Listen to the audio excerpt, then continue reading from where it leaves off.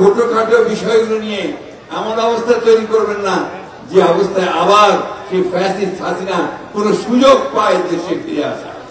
মূল কথা যেটা সেটা হচ্ছে যে এই হাসিনা এবং তার দোষরদের বিচার কিন্তু এখনো সেই যেটাকে বলি আমরা দৃশ্য সামনে আসা সেই দৃশ্যমান হয়নি।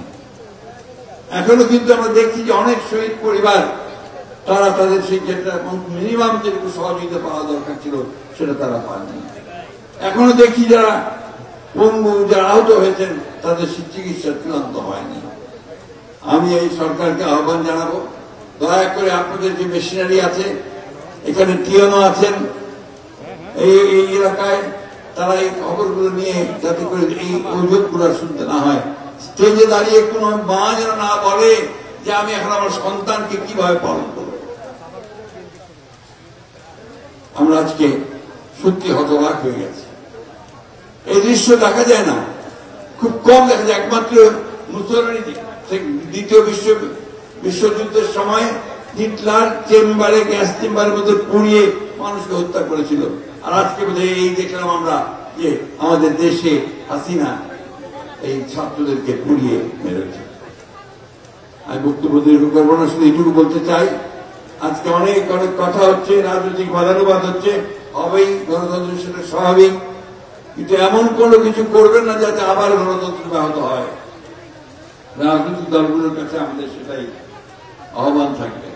আমাদের আহ্বান থাকবে যে জীবন বীমা কর্পোরেশন নতুন নতুন পলিসি চালু করে আসছে। জীবন বীমা কর্পোরেশন ছোটখাটো বিষয়গুলো নিয়ে এমন অবস্থা তৈরি করবেন না যে অবস্থায় আবার সেই ফ্যাসিস্ট হাসিনা কোন সুযোগ পায় দেশে ফিরে আসা।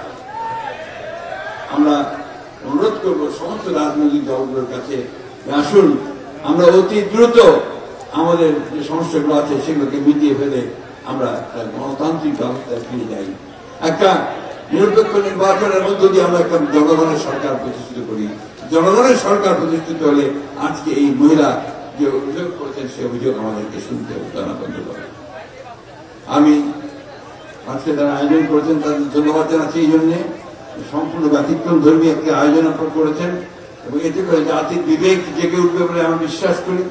আর আমি এটা বিশ্বাস করি যে আজকে আমাদের জনতা তারেক রহমানের নেতৃত্বে আজকে গোটা জাতিকে ঐক্যবদ্ধ করে আমরা অবশ্যই গণতন্ত্রে ফিরে যেতে সক্ষম হব এবং আজকে যারা বিচার পাচ্ছেন না তাদের বিচার নিশ্চিত করতে সক্ষম হব, তাদের জীবনের ব্যবস্থা করতে আমরা সক্ষম হব।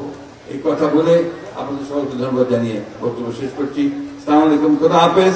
বাংলাদেশ জিন্দাবাদ, বাংলাদেশ জাতীয় দল জিন্দাবাদ, শহীদ যে আমার হোক, দেশনেত্রী বেগম খালেদা জিন্দাবাদ, তারেক রহমান জিন্দাবাদ।